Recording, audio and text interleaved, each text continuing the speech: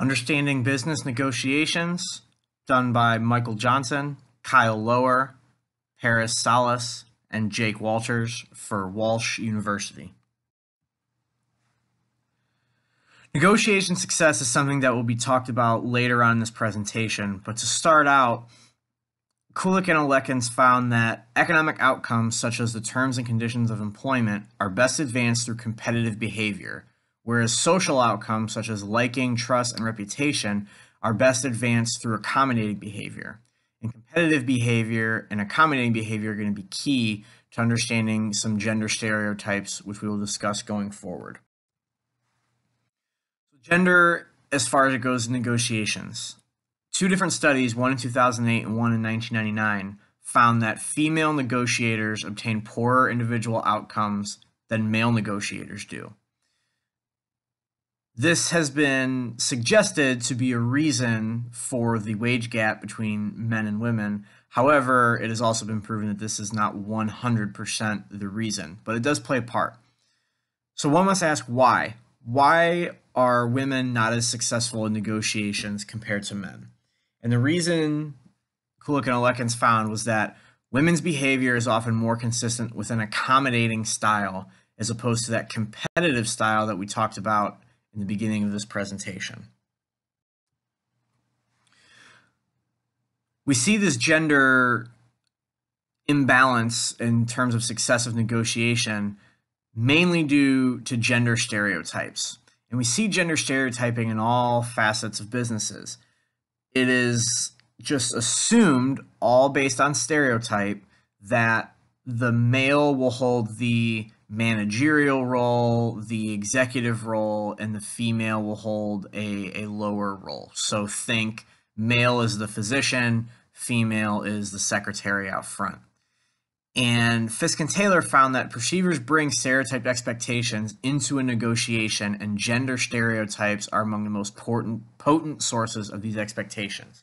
So within these stereotypes, men are expected to be competitive, women are expected to be accommodating. What happens when the expected stereotype is not the reality? This brings us to expectancy violation theory. So according to EVT, individuating behavior is especially salient when it exceeds perceptual thresholds established by stereotype-based expectations. Expectancy violations attract attention and elicit more detailed information processing, so they have a particularly strong impact on overall judgments. Basically what this means is there's an expectancy by the person conducting the negotiation of how someone should act according to the stereotypes they have. And when someone acts contradictory to this, it creates a violation of what they expected. But this violation could be positive or negative. This is how a female, specifically in this case, but it could also be used by a male, can use EVT to your advantage. You want to increase positive violations. So for example, if a male is expected to be competitive and he comes in instead being cooperative, it's a violation of the stereotype. However, it is a positive violation. It's a pleasant surprise to the other person that you're being cooperative.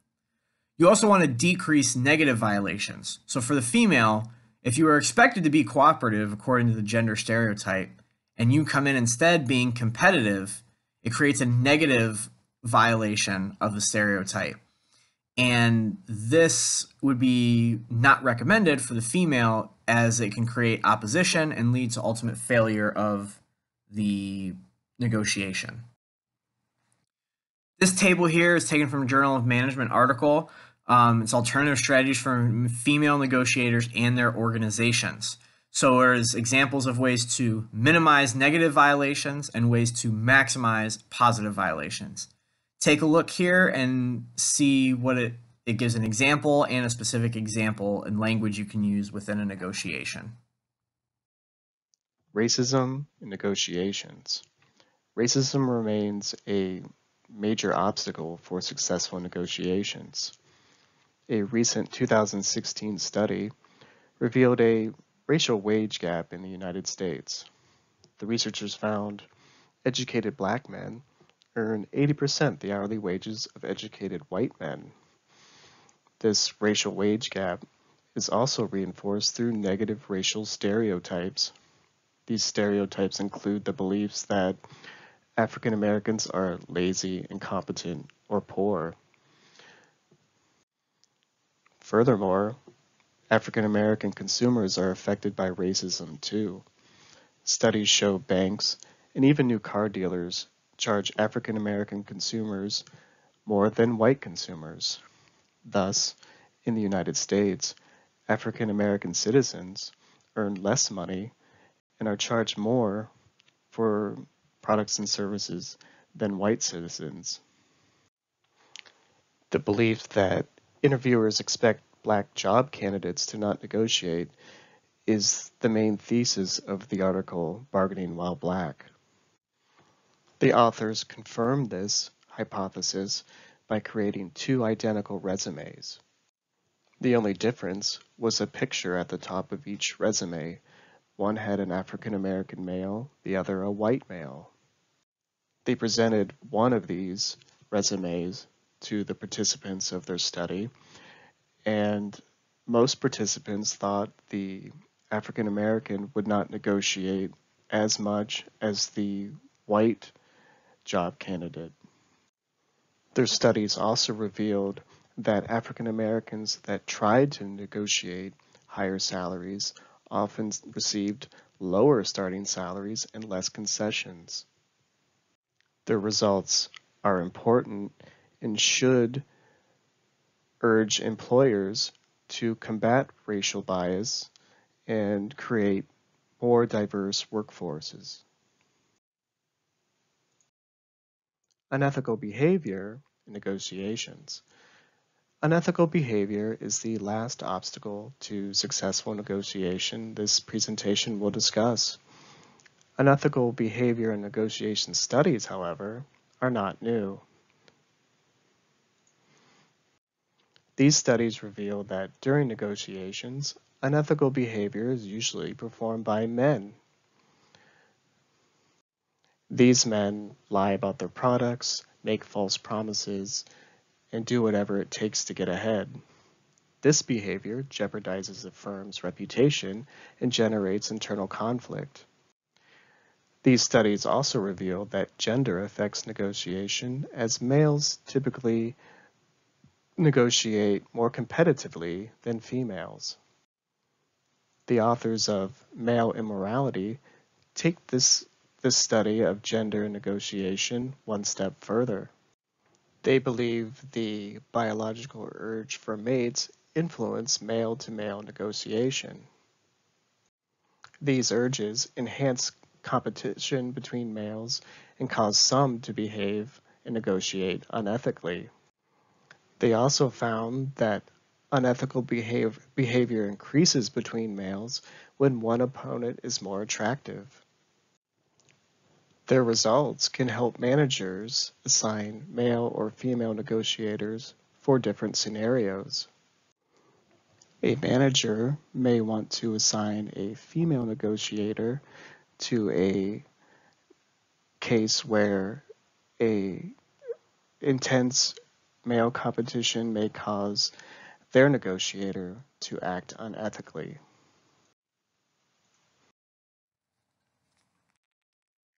Technology and negotiations. Like many things in life, technology has changed the way the hiring process and negotiations that go along with it are conducted, both from a company and the potential new candidate's standpoint. Companies have found that technology offers them a faster and more cost-effective way to go about reviewing resumes. Instead of having one person sift through hundreds of resumes, they can use technology to sift through hundreds to thousands of resumes and populate far more accurate resumes that better align with who the company is looking for. Companies also use technology to ask better questions when it comes time to interviews to help identify who is better fitted for their company. Obviously, too, companies also use social media to find out exactly who they're hiring or who they want to hire. Technology can also give companies better information as to what the value of that spot is, how much they should offer that candidate, how many days off they should be offering, and the benefits and so forth. From a candidate standpoint, though, they also have more power or more information, be it they using technology, the internet. Candidates can look up what the average person at that company is paid in that position, what their issues are, what the environment and work culture of that company is. They can even look up information on their potential new boss. So when it comes time to interviewing, they have more questions and they really know what they're looking for. And technology can actually turn away some people before they even step foot in the door and interview for the job. Candidates also can use social media and technology to build bigger networks, which they can then turn and use to find jobs. Sources such as LinkedIn, but also Monster and Indeed help them find jobs that back in the old days they could never find or hear about. And when they use their their network of past coworkers and friends, that can help them get a foot in the door to a job they may not have in the past. And finally, technology has now taken over the way interviews and contract negotiations go about. This hurts and helps people. For the people that get nervous in in-person interviews, a phone interview might make them feel more at home and more confident, whereas negotiating how much you'll get paid via email may make it hard for each other to gauge exactly how they feel. You may take an email the wrong way or the right way, and this may lead to your employment starting off on a bad foot.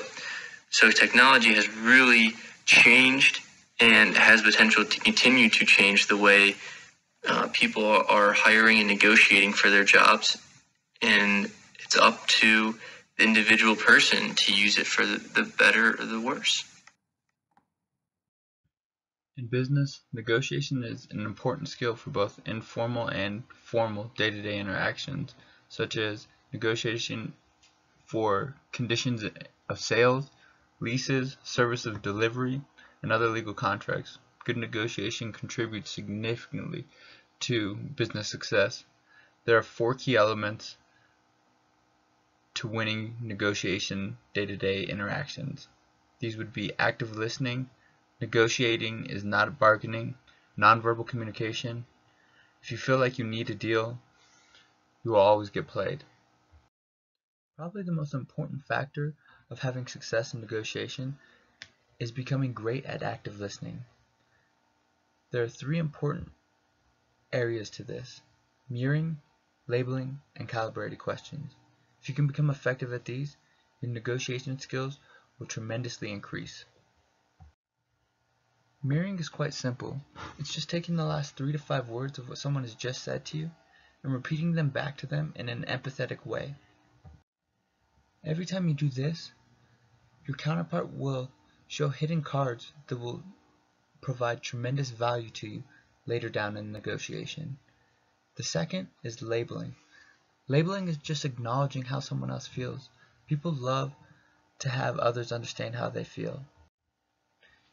Hanging a tentative label on an emotion heard, observed, or more importantly implied, is the best way to demonstrate empathy. Empathy is the cognitive ability to discriminate affective cues in others and the ability to articulate those cues in not only encouraging way, but it allows them to become more receptive of others' points of views and less defensive and more clear about what they're trying to obtain. And the last is calibrated questions. As you know by now, negotiation is an information gathering process.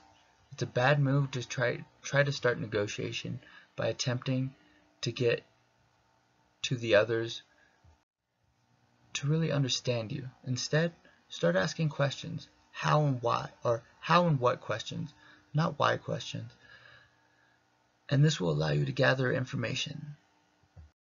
Another important factor to realize is negotiation is not the same as haggling. Haggling is for losers.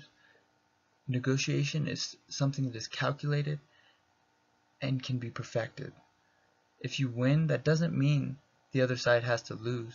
As a matter of fact, if they feel like they've lost, or if they've actually lost, you're going to lose in the long run, losing critical relationships later down the road. It's not just gathering information from what your counterpart is saying, but it's gathering information from what they do. What we're talking about here is another important element of negotiation skills. This is the nonverbal communication. This is the use of visual cues such as body language, distance, and physical environment and appearance, voice and touch. It can also include use of time and eye contact, and other actions looking while talking and listening, frequency of glance, patterns of fixation, pupil dilation, and blinking rate. More times than not, this can become a very successful tool for you if you can confirm what they are saying with what their body language is saying. If both line up, more than likely what they are saying is true, but if one is offset the other, this is a great way to make notes within the negotiation. As stated earlier, negotiation is not haggling, but more times than not it becomes like that because of one critical element. The fear of loss is the single most driving force in the human decision-making process. That being said, never feel like you need a deal. There are ways to express no without actually having to say it, and keeping the negotiation going without taking the risk of driving the other side away from the table.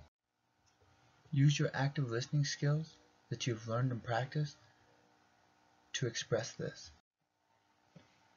Use your mirroring technique to actively say no without having to say no. Use your calibrated questions to understand more about what your counterpart needs, and use labeling to understand why they need what they need. Using these tools expressed will help further success in negotiation. The TED-Ed interface has 4 components: watch, think, dig deeper, and discuss. This video and presentation that you just watched is the watch portion. On the TED-Ed interface, you will see think, which has a list of questions, multiple choice, and open answer. Dig deeper will show 2 videos. One talks about EVT, and one talks about the book Never Split the Difference. These are 2 very good videos that are a part of this presentation. And finally, discuss and some closing remarks. So at the conclusion of this presentation, please go into the TED-Ed interface for the rest of our lesson.